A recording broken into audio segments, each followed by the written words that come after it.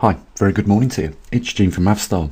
Guys, I know it's been a couple of days since I last done a video, but it doesn't mean that I've gone anywhere. Basically, we're just reducing the hours that we're putting in at the moment until things change a little bit. Obviously, you understand the economy that we're all in at the moment, and time is money for us all, isn't it?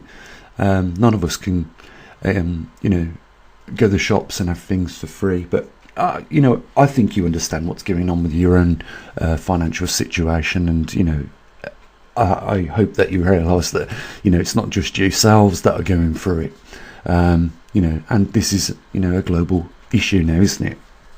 What I did want to do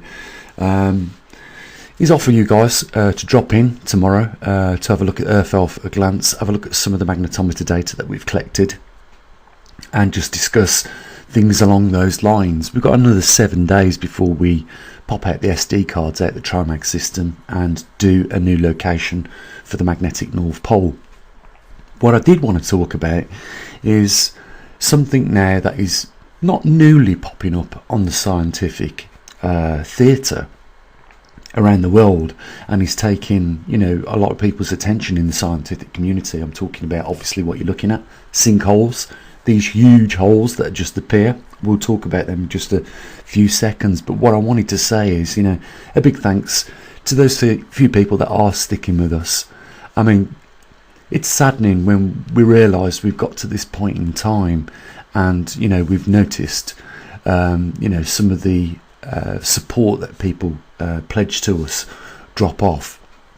But at the same time, I understand with everything that is taking place, high interest rates, high inflation, food and energy prices doubling, it's going to have an effect, isn't it? And I think not just me, but a lot of other people that do things like run this little observatory are feeling the pinch.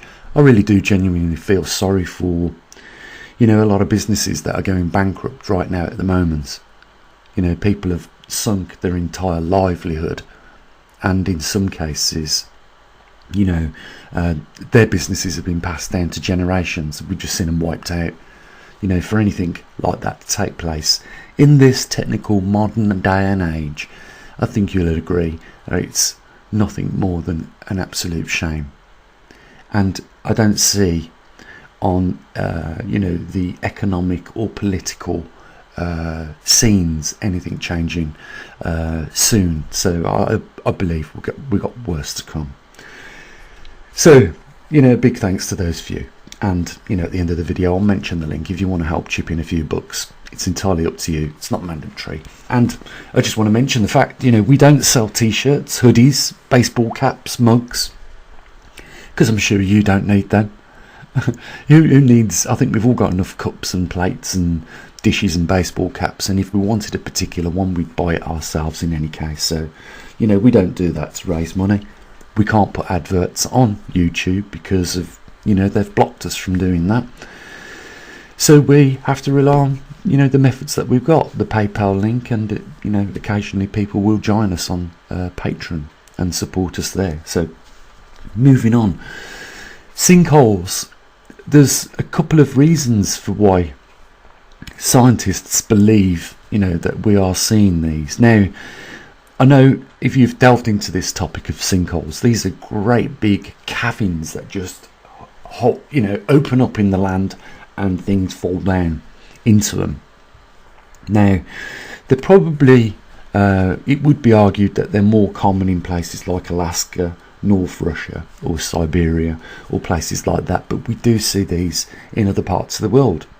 And that's what I wanted to talk about, because if they are using the explanations for the ones in Siberia, North Russia and Alaska, then what explains these sinkholes that are popping up in other parts of the world? Now, there is a new thinking behind what causes these. I'll just go through the one that they originally had before the new thinking came out on these. So they believed that the permafrost, which is a piece of ground in the Arctic and other regions like North Russia, they believe that this ground, which is generally frozen for decades, is melting.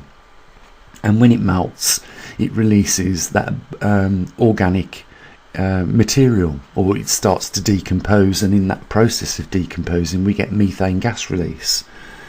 Now the reason why, you know, I thought it's worth talking about this is because you can't have, you know, a foot on both sides of the fence. If it is permafrost that's melting and causing methane gas releasing, and you know, causing these big holes to appear in the ground through permafrost melt, then how do you explain the ones that are occurring in other regions of the world? The new thinking behind this now is that there is not just a release of methane gas from permafrost and, you know, organic matter coming up to temperature so that it can start to decompose and produce methane gas. The other reason that they're now trying to explain why we see them not just in Arctic regions of the world is deep underground or deep crust methane gas pockets that are finding their way up to the surface. I think that this could be more along the lines. I don't like the fact that they're trying to use, you know, this global warming causing permafrost melt at an unbelievable rate, which is causing a methane gas. And the reason why methane gas is important on their agenda is because it's a tri-molecule gas, and what that means is it's also considered to be a greenhouse gas. Again, you know, when we talk about greenhouse gases, please start with the biggest elephant in the room, like the water molecule, another tri-molecule. You know, start with those. Don't pick on carbon and you know, methane or CO2 and methane, because I think it's a weak argument.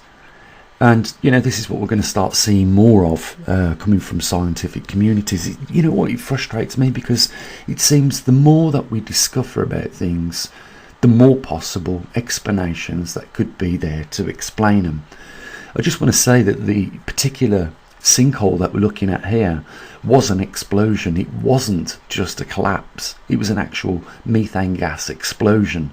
And you can see that it ejected the material or outside of the surrounding perimeter of the hole. This is one of the largest you know, sinkholes, and we're starting to see more and more of these pop up, not just in, like I say, the Arctic regions, but all around the world. This is an anomaly that has caught the attention now of the scientific community, but I don't like them trying to push it as a result of global warming. You know, and now what we're going to see is methane gas being accused as, you know, causing a rise in global temperatures. Can I be honest? You know, what we've seen increase, if that, you know, if we can go by the data that has, you know, in some respects been dishonestly reported from some of these larger scientific organisations with regards to, you know, global temperature rises, you know, the amounts are pretty much insignificant. I mean, what they're trying to control is, would you believe, just 2 degrees Celsius. And they would probably be happy if they could hit a target of 1.5 degrees Celsius. And, you know, it just amazes me how arrogant human beings really think they are in terms of, you know, controlling, you know, this vast biosphere, our Earth and Mother Nature. And, you know, thinking that us little things like that have been really only around for the last 12,000 years in large numbers, and only in the last 150 years, 200 years at some level of technology, can now be blamed for shifting the biosphere levels on the planet to the point where we are causing problems. You know, if we look at the historical data with regards to interglacial and glacial periods, we see that they reoccur every 100,000 years, and we can take the record back for a good 200,000, 400,000, even, you know, 800,000 years, and we see it reoccurring every 100,000 years. And when that does happen, slight increase in temperature, well, naturally, you know, it's going to increase carbon, and carbon always follows after temperature on these charts. So carbon is not causing the increase in global temperature rises. It's just the result of global temperature rises because of the Milankovitch cycle. You know, it is frustrating. You know, scientists like myself, and there's even better scientists out there that have been persecuted and been accused of climate deniers and lost their careers, had to think of ways that they can, you know, maintain their careers in a particular field of science just to keep themselves in the field. You know, there are people like me that are very passionate about science and all aspects. You know, I love the biology, I love chemistry, the physical side, I love earth sciences, you name it.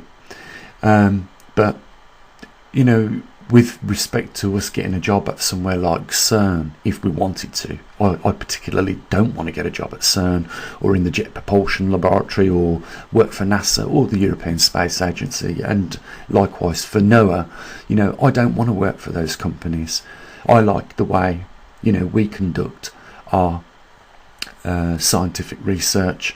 We use the exact same methods as them. We obviously don't have the budgets like they do, but, you know, I think anyone would agree, you know, we've delivered quite a lot of information and did so as the underdog in the scientific industry or scientific community, with the smallest amount of money that we've been able to raise.